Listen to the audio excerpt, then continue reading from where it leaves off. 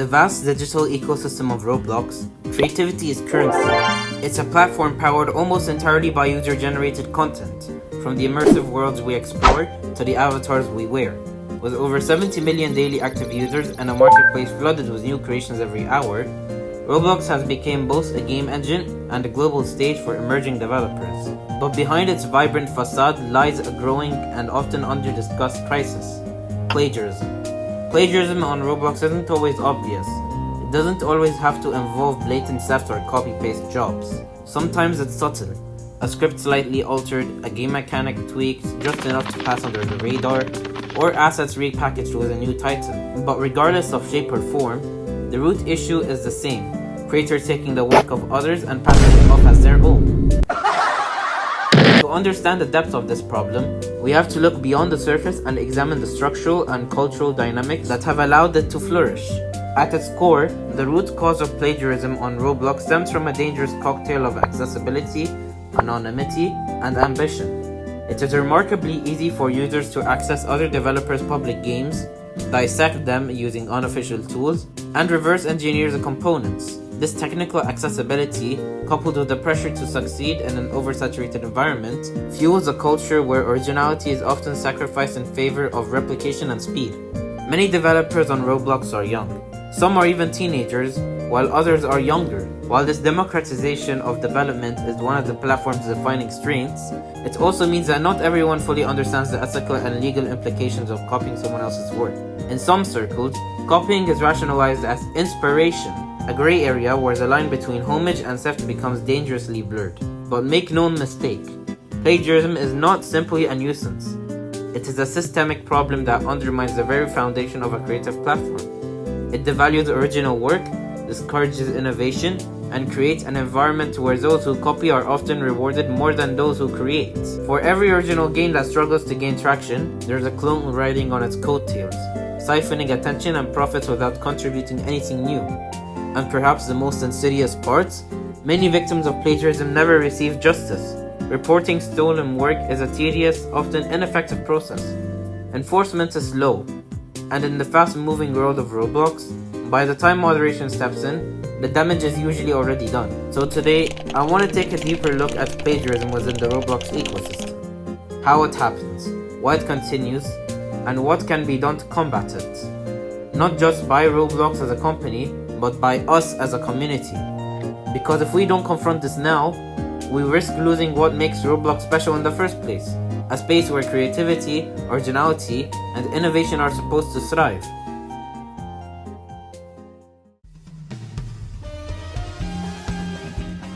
To understand the roots of plagiarism on Roblox, you don't need to look far. The name Jared Valdez 4 has become almost legendary, not for his creations, but for how many he stole. In around the early 2010s, Jared became infamous for taking entire games made by other developers and re-uploading them under his own name.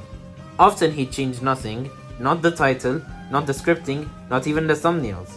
And because Roblox's systems back then were less advanced, he managed to gain massive popularity from stolen content. For a time, some of the played games on the platform weren't his, but he was the one receiving all the credit, and in some cases, the profits. Every time he was banned, he resurfaced with a new account. It wasn't until the community came together to consistently call him out that moderation started taking stronger action. Even then, the damage had already been done. Talented developers saw their work stolen, their momentum lost, and their trust in the platform shaken. And yet, more than a decade later, Jared Valdez 4 is partially trying to still insert himself into the conversation. As you can see on his YouTube channel, he's stealing attention. When TikToks or videos talk about his history, Jared will often re-upload those clips into his own accounts without credits. He would usually just save the video from TikTok or use a downloader online so that he can hide the watermark. Even now, he's profiting off the creativity and work of others, not by making anything new, but by attaching himself to the work that others are doing about him. It's ironic, the very person being criticized for theft is still relying on the labor of others to stay relevant. Whether stealing games in around the 2010s, or reposting TikToks now, the pattern remains the same: take, repackage, and benefit. The case of Jared Valdez 4 isn't just a relic of Roblox history. It's a small reminder that a warning about what happens when platforms don't act fast enough and when creators aren't protected. And it's proof that some people will always find new ways to exploit the system. unless we stay vigilant.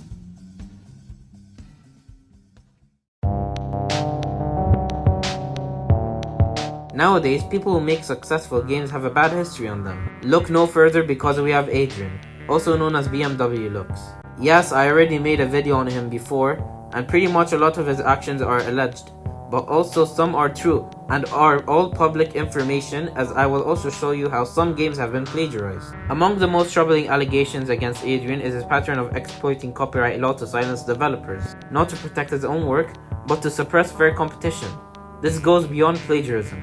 It's a calculated abuse of a legal system designed to defend creators, one that in the wrong hands becomes a weapon. Adrian has repeatedly taken games created by others, either cloning them outright or mimicking core mechanics and ideas. And when the original developers attempt to defend their work, he retaliates. In several cases, he has issued false DMCA takedown notices, claiming ownership of games he did not build while using Roblox's automated systems to get them removed from the platform. Here's one game that is stolen, which is owned by Adrian. Here's another game, which is owned by Adrian. And here's another game, which is also owned by Adrian, but on a different account. For my proof that I will give right now, we can see that Stay Hard Games is an admin. If we go to one of his groups, we can see that he has the rank BMW Looks, which shows that this is his other account. This kind of behavior is not only dishonest, it's dangerous. False DMCA strikes carry real consequences. They can take games offline, strip developers of income, and damage reputations irreversibly. For small teams and young creators, a false claim can feel like a death sentence. Weeks, even months of work gone overnight, with little recourse. What makes this even more concerning is how easy it is to exploit the system. On Roblox, a takedown request is often handled before a proper investigation takes place. That means a false claim can take a game down long before the truth comes out, if it ever does. It reveals a serious flaw in the platform's copyright enforcement, one that allows bad actors to operate with near impunity. Plagiarism is already a problem. It devalues original work, rewards with those who cut corners, and disrespects the time and effort that the real creators put in their craft. But when plagiarism is paired with legal manipulation, the damage is doubled. It doesn't just steal work, it silences the people who dare to speak up about it. And when someone like Adrian, who is verified on the platform, engages with this kind of behavior, it raises even more troubling questions. Are Roblox systems protecting the wrong people? Is the platform enabling the very behavior it's supposed to prevent? For developers who play by the rules, it sends a chilling message. No matter how honest or talented you are, someone with the right tools or the right connections can erase your work with a single form submission. At its core, it's about power and the misuse of it. Copyright law is supposed to protect creative expression, but in the wrong hands, it becomes a tool of suppression. And unless platforms like Roblox take these abuses seriously, the damage won't just be to individual developers. It will be to the future of creativity on the platform itself.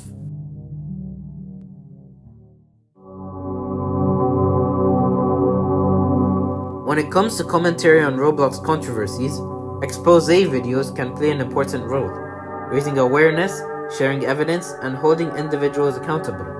But there's a difference between journalism and performance, and there's a fine line between sharing information and profiting from the work of others. Documentaries, who we'll now call Doki, is a YouTuber who positions himself as someone who speaks out on issues and surfaces wrongdoing. But a closer look at his videos reveal a troubling pattern.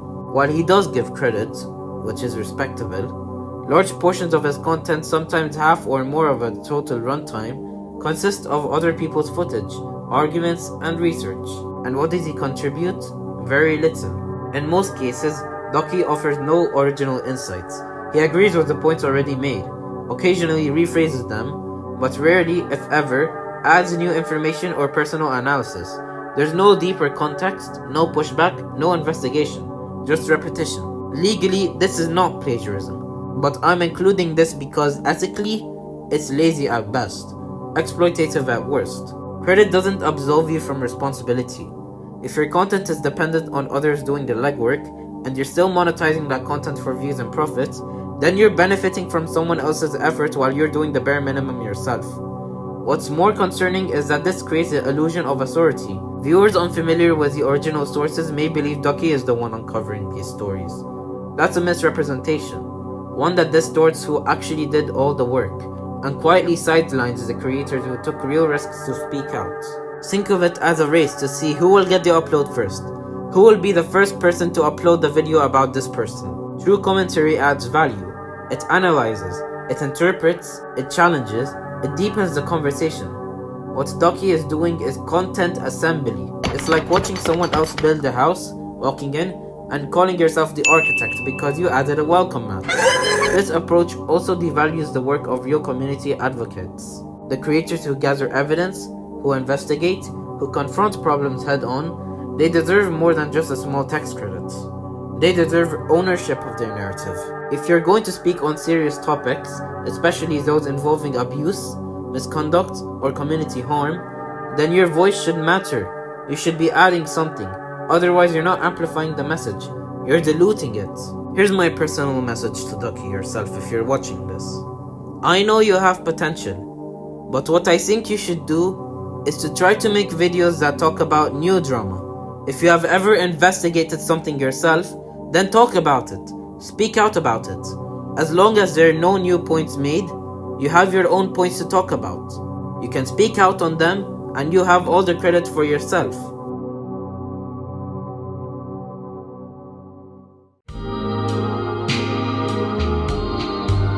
When we talk about plagiarism on Roblox, it's easy to focus on what gets stolen. But sometimes the story isn't about who took something. It's about to try to claim ownership of something that was never theirs in the first place. That's where Preston comes in, also known as Build Into Games. Preston is known for creating one of the platform's most popular games, Pet Simulator, centered around square-shaped pets, a mechanic and visual style that by now has become part of the Roblox mainstream. But while he may have popularized that idea, he didn't originate it. Long before Preston's game exploded in popularity, another developer had already released a game built on the same concept. Collectible cuboid pets that players could hatch, trade, and level up. It wasn't as polished and didn't have the same reach, but the idea was there. Square pets weren't new, they weren't unique, and they weren't his. Despite this, Preston allegedly filed a DMCA takedown against the earlier game, claiming infringement. Let's be clear about what that means. Preston, a developer with a massive audience and commercial success, tried to use copyright law to not protect an original creation, but to suppress a smaller competitor. And the irony? The idea of square pets is far too broad to be protected in the first place. This wasn't about originality, it was about control. Eventually, the situation went quiet. The takedown was never enforced, no public statements were made after that, and according to several community members who followed the case, Preston likely retracted the DMCA once the backlash began to build. But that silence doesn't erase what happened. If anything, it underscores a much larger issue: the ease with which prominent developers can weaponize copyright systems to push others out, even when their claims are unfounded. In a platform built on shared ideas and remix culture, this kind of behavior is particularly damaging. It sends the wrong message, that once you're big enough, you can retroactively claim ownership over mechanics or visual you didn't invent. And if someone else gets too close, you can bury them under a false legal claim. And once again, Roblox's automated systems made this possible. Just like with Adrian, Preston's actions reveal a dangerous flaw in the way DMCA claims are handled on Roblox. There's no real investigation before enforcement. There's no accountability when a claim turns out to be baseless. And there's no system in place to protect the smaller developers who get caught in the crossfire. This isn't just about one game or developer. It's about a system that allows influence to trump integrity. A system that rewards legal aggression over creative merits. And until Roblox takes responsibility for fixing that system, creators, especially smaller ones, will continue to live in fear of losing their work. Not because it's unoriginal, but because someone bigger decided they owned the idea first.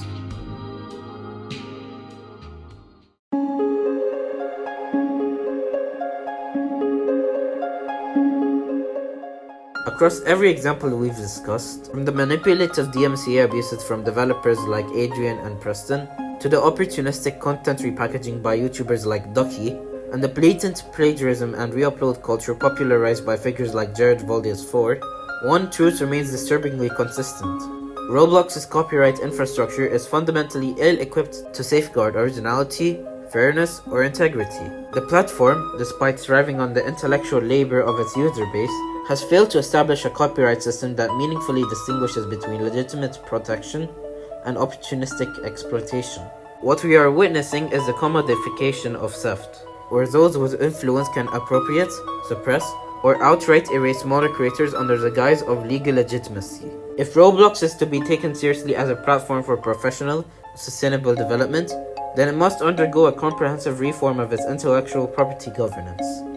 This includes, but is not limited to, the implementation of manual oversight for high-impact DMCA claims, stricter verification protocols for claimants, and most critically, clear, public-facing documentation that distinguishes between the protection of specific implementations and the monopolization of broad, abstract concepts.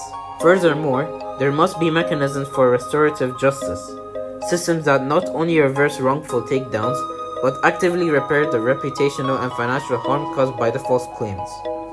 A creator whose work is erased for a week doesn't just lose views, they lose momentum, trust, and visibility, all of which are intangible yet vital commodities in the Roblox ecosystem. Roblox's copyright system is easily gamified and deeply asymmetrical in which it protects. Until that changes, bad actors will continue to thrive, not despite the rules, but because of them. The question now is not whether Roblox can fix this, but whether it's willing to. Because a platform that permits plagiarism, rewards exploitation, and silences originality is not a creative haven. It's a battleground, and creators deserve better than that. In the face of justice, it's the heart of the community that will rise, rebuild, and remind us that all true creativity will always find a way to shine. Hope you guys enjoyed this video, and remember, join the Discord server, link in the description, subscribe, turn on post notifications. Peace out.